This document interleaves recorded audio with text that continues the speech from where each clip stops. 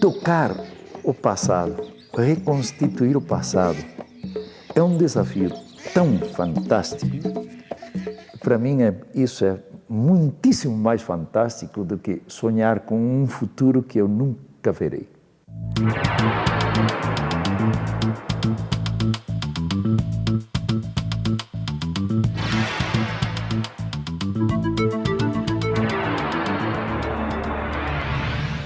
Em 1500, chegada dos colonizadores ao Brasil. Mas a vida humana no nosso país não começou nessa época, nem mesmo teve origem com os índios aqui encontrados. Os primeiros habitantes brasileiros viveram há milhares de anos, período que se convencionou chamar pré-história, em que Minas Gerais tem um papel fundamental. Quem eram e como viviam esses homens primitivos dos quais somos herdeiros distantes? É o que o Planeta Minas vai mostrar agora. O começo da nossa história. Como foi? Quando foi? Perguntas sem respostas definitivas. Assim como o homem não sabe sobre o fim, se ele virá e como será, também desconhece muito do início. O arqueólogo, ele se encontra exatamente na mesma situação de um policial frente à cena de um crime. Ele tem uma série de indícios, de vestígios materiais que podem ser interpretados de várias maneiras possíveis. Cada vestígio traz uma pergunta, traz alguma informação e leva a novas pesquisas. A história da humanidade não tem, portanto, começo nem fim. A gente vê como Aristóteles tinha razão. Só sei que nada sei. Então, é um exercício contínuo de humildade. A gente pensa que sabe alguma coisa e não sabe nada, porque é muito mais a ser trazido para a luz do que aquelas poucas coisas que saem à luz. E o que existe de tão especial assim no distante passado de Minas que move pesquisadores apaixonados? Terra de riquezas, ouro, pedras preciosas, minério de ferro. Mas entre os vales e montanhas dessas Gerais também se garimpam vestígios dos nossos ancestrais, se escavam tesouros da nossa pré-história. Inventariar restos humanos, objetos, pinturas deixadas nas pedras e até cinzas. Esse é o ofício do arqueólogo. Tem uma motivação, pelo menos para mim pessoalmente, que tem a ver com um desejo de conhecer as populações que estavam aqui no Brasil antes da invasão, né, de tratar de uma forma diferente os povos que construíram essa paisagem que hoje a gente ocupa, povos que, de uma forma ou de outra, a gente não sabe muito bem de que forma, fazem parte aí de nós mesmos, né? Povos que queriam deixar suas marcas para gerações futuras. Nós arqueólogos trabalhamos aqui em Minas muito com arte rupestre, porque é um testemunho da pré-história muito comum, né, nos sítios arqueológicos, em abrigos sobre rocha. E nós primeiro registramos, documentamos essas figuras, organizamos as informações e trabalhamos sobretudo na análise dos temas. Nós não trabalhamos com os significados, mas sim com as formas.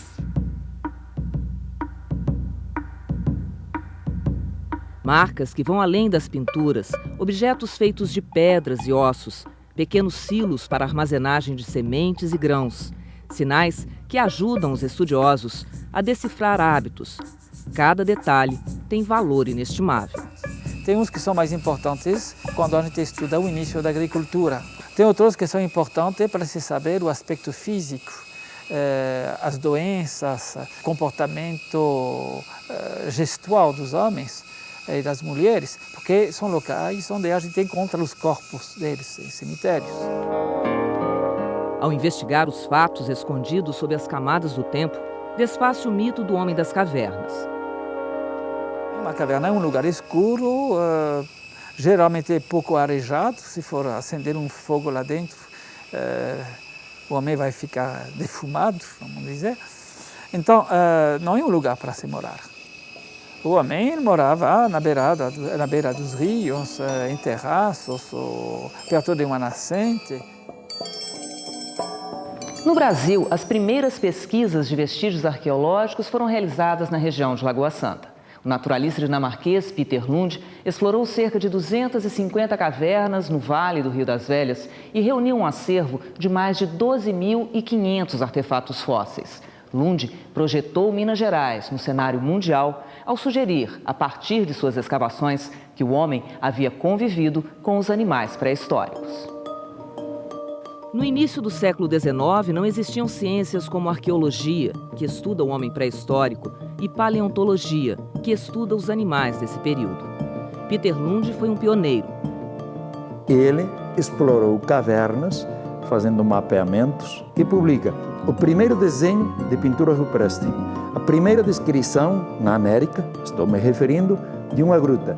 Faz o primeiro plano de uma gruta, quer dizer, primeiro mapeamento, a primeira topografia e, finalmente, a primeira escavação paleontológica. Ao estudar os animais que hoje não existem mais, os animais extintos, que se imaginava que fossem os animais que existiriam antes do dilúvio, ele encontrou alguns esqueletos humanos ou ossos humanos misturados e ele aventou a ideia de que o homem poderia ter sido contemporâneo daqueles animais desaparecidos.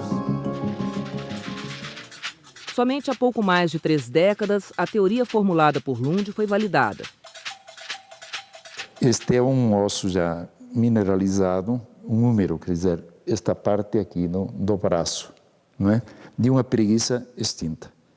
Então, se calcula um mínimo de 11.000 anos. E aqui está a atividade de alguém que descarnou este osso usando um instrumento. Nós encontramos 1, 2, 3, 4 escadinhas. Não há erosão natural capaz de fazer estas 4 escadinhas, estes degraus. Entre 1973 e 1976, arqueólogos trabalharam na escavação do Grande Abrigo da Lapa Vermelha, considerado até hoje um dos mais importantes sítios arqueológicos do continente americano. Aqui vieram à tona os ossos do mais antigo fóssil humano conhecido até hoje nas Américas, datado de cerca de 11.000 anos. Uma mulher que morreu jovem, batizada pelos pesquisadores de Luzia.